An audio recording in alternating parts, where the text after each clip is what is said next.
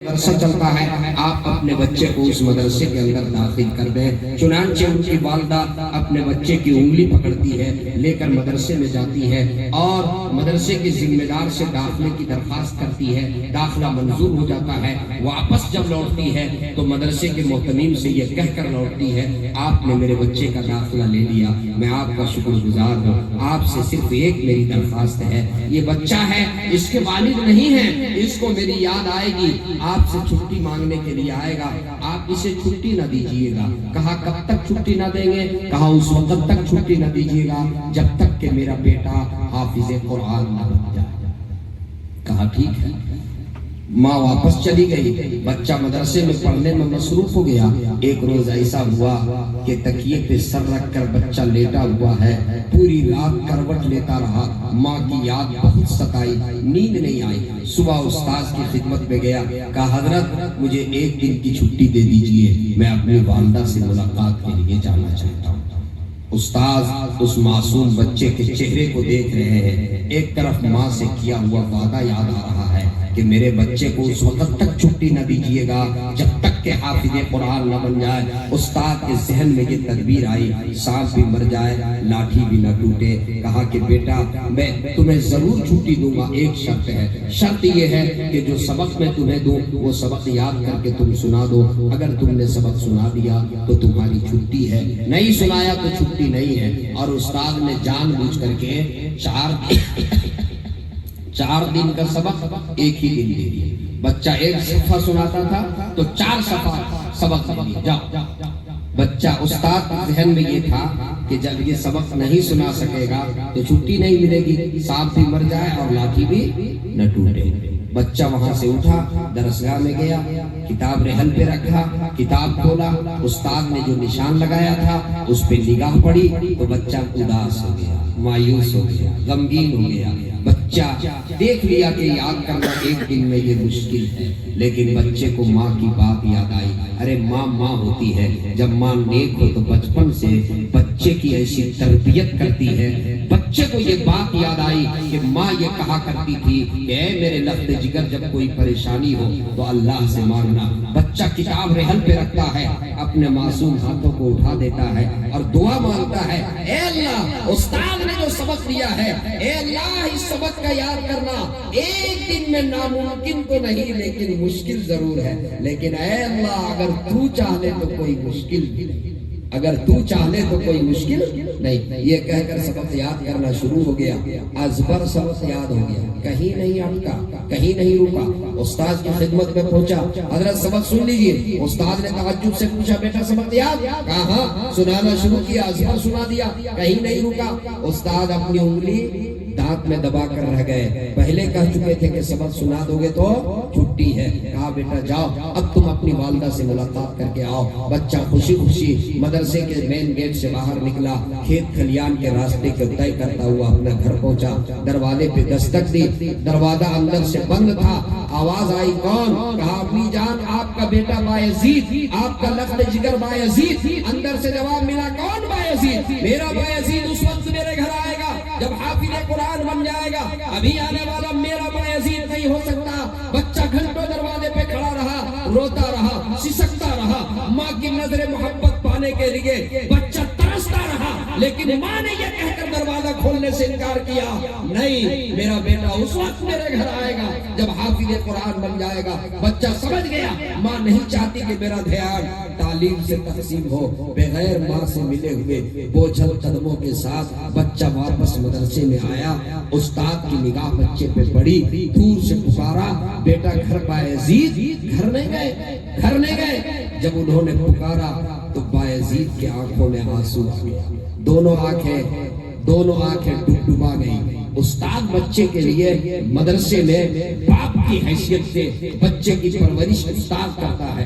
استاد نے دیکھا کہ ان کے آنکھوں میں آنسو ہے تو گود میں اٹھایا اور پیار سے پوچھا، بیٹا میں نے تو تم کو چھٹی دے دی تھی، تم گھر نہیں گئے؟ کہا کہ حضرت میں گھر ضرور گیا، گھنٹوں دروازے پہ کھڑا رہا، ماں کو دروازہ کھولنے کے لیے میں لجاجت سے التجا کرتا رہا، لیکن ماں نے دروازہ کھولنے سے یہ کہہ کر انکار کر دیا کہ میرا بیٹا اس وقت میرے گھر آئے گا جب حافظ قرآن قرآن بن جائے گا. میں سمجھ گیا کہ میری ماں نہیں چاہتی کہ میرا دھیان تقسیم ہو. میں بغیر ملے ہوئے واپس چلا. اس کے بعد بچے نے جو بات کہی ہے استاد سے اور پھر استاد نے جو کیا ہے وہ سنانا چاہتا ہوں. کیا بات ہے. عمر کیا ہے بچے کی؟ 5 سے 6 سال. کیا کہتا ہے بچہ؟ استاد اپنے استاد سے کہتا حضرت میری آپ سے درخواست ہے آپ میرے حق میں 2 دعا فرمائیں گے. استاد کے بھی کان کھڑے ہو گئے. 6 سال کا بچہ کیا دعا؟ کہا کہ بیٹا بولو کیا دعا؟ کہا کہ حضرت پہلی دعا تو آپ یہ فرما دیں کہ میری ماں مجھ کو جو بنانا چاہتی ہے وہ میں بن جاؤں. میری ماں مجھ کو جو بنانا چاہتی ہے وہ میں بن جاؤں. اور دوسری دعا میرے والد نہیں ہے میری ماں مزدوری کرتی ہے دوسرے کے ہم برتن بل کر کے گزارا کرتی ہے. مجھے میری ماں حافظ بنانا چاہتی ہے عالم بنانا چاہتی ہے. حافظ عالم بننے میں 10-15 سال کا عرصہ لگ سکتا ہے. کہیں ایسا نہ ہو کہ میں پڑھنے میں مصروف رہوں اور میری ماں کی عمر وفا نہ کرے اور وہ اللہ کی پیاری ہو جائے اور جب میں حافظ عالم بن کر گھر جاؤں تو میری ماں مجھ کو دیکھ نہ سکے. اس لیے دوسری دعا یہ فرما دے کہ جب میں حافظ اور عالم بن کر اپنے گھر جاؤں تو اللہ میری ماں کی عمر میں اتنی برکت دے دے کہ میری ماں مجھ کو دیکھ سکے. میری ماں مجھ کو دیکھ سکے. استاد نے کہا ٹھیک ہے بیٹا میں تمہارے حق میں یہ 2 دعائیں آج ہی سے کروں گا. چنانچہ استاد محترم جو ہے اب جب دعا کے لیے ہاتھ اٹھتا تو اس بچے کے حق میں یہ 2 دعائیں ضرور کرتے. جب بایزید بستامی علیہ الرحمہ کی عمر 21 سال ہوئی تو ایک روز استاد محترم تہجد کی نماز پڑھ کر کے لیٹے تھے. خواب میں شہنشاہ کونین شہ لولا احمد مصطفیٰ محمد مصطفیٰ صلی اللہ علیہ وسلم کی زیارت ہوئی. آقا کی زیارت ہوئی. آقا نے بشارت دی سنو وہ تمہارا شاگرد بایزید جو تمہاری تربیت میں تقریباً 21 سال سے ہے 16 سال سے تمہاری تربیت میں ہے. سنو آج اللہ رب العزت کے یہاں اس کی ولایت کا فیصلہ ہو چکا ہے. اس کی ولایت کا فیصلہ ہو چکا ہے. ماں کی دعا بچے کے حق میں قبول ہو چکی ہے. اس لیے اب اسے تم چھٹی بھی دے دو اور اسے خوشخبری بھی سنا دو. چھٹی بھی دے دو اور خوشخبری بھی سنا دو. چنانچہ استاد بیدار ہوئے تلاش کرنے لگے. دیکھا بایزید بھی تہجد پڑھ رہے. انتظار کیے. تہجد سے بایزید فارغ ہوئے. استاد نے آواز دی بایزید آگے بڑھے. استاد آگے بڑھے. استاد نے اپنے سینے سے پہلے لگایا معانقہ کیا اپنے سینے سے لگایا اور اپنی تاج اپنی پگڑی اتار کر کے بایزید کے سر پہ سجا دیا اور یہ کہا کہ میرے بیٹے بایزید آج اللہ رب العزت کے یہاں تیری ولایت کا فیصلہ ہو چکا ہے. اللہ نے تجھے دین کی خدمت کے لیے منتخب کیا ہے. اللہ نے ماں کی دعا قبول کر لیا ہے. اس لیے اب تمہارے لیے خوشخبری ہے. اب تم واپس اپنی والدہ سے ملاقات کے لیے جاؤ.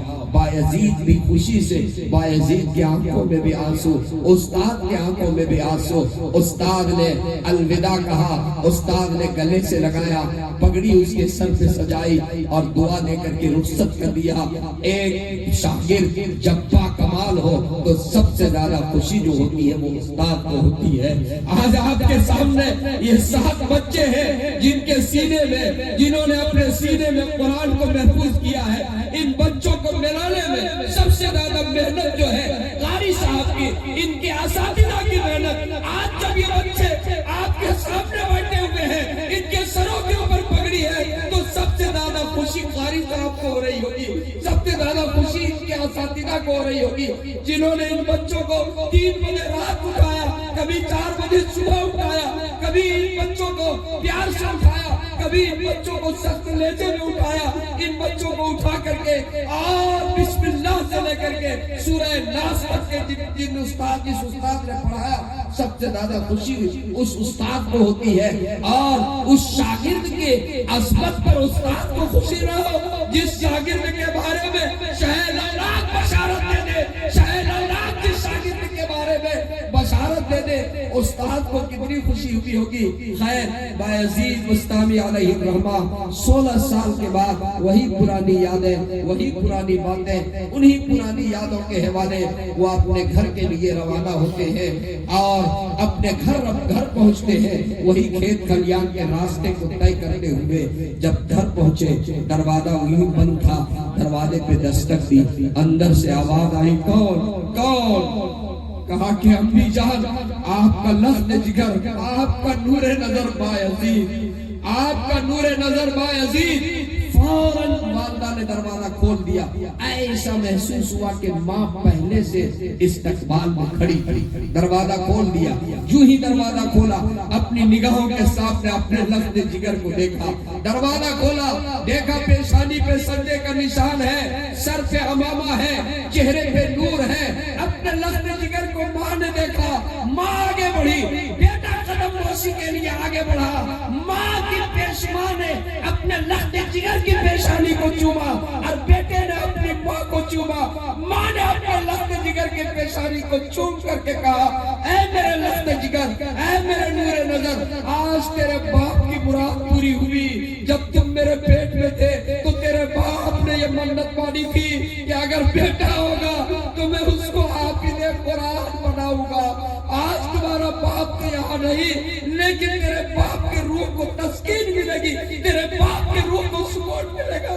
آج تیرے باپ کی وہ منت پوری ہوئی. آئے کہہ کر کے ماں نے کہا کہ میرے لخت جگر تم بیٹھو، 2 منٹ کا موقع دو، پہلے میں اللہ کا سجدہ شکر بجا لاؤ، پھر گرم گرم کر کے تمہارے لیے کھانا پیش کرو.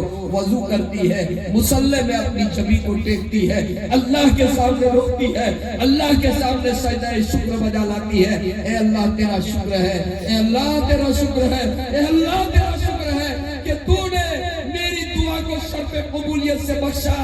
اے اللہ تیرا شکر ہے کہ تو نے میری دعا کو شرف قبولیت سے بخشا. میں جو اپنے بیٹے کو جس لائق بنانا چاہتی ہوں تو نے بنا دیا. اللہ تیرا شکر ہے، اللہ تیرا شکر ہے، اللہ تیرا شکر ہے. اے میرے بھائیوں، اے میرے بزرگوں، اے میرے ذمہ دار بھائیوں، اے میرے نوجوان دوستوں، اے میری ماں اور بہنوں، اگر پردے سے میری گفتگو اگر سن رہی ہے، اے میری ماں اور بہنوں اور اے میرے ذمہ دار بھائیوں، سنو. جب ماں ایسی تھی تو بچہ ایسا ہوا کرتا تھا. جب ماں کی گود ایسی تھی تو بیٹا حضرت خواجہ اجمیری رحمت اللہ علیہ جیسا.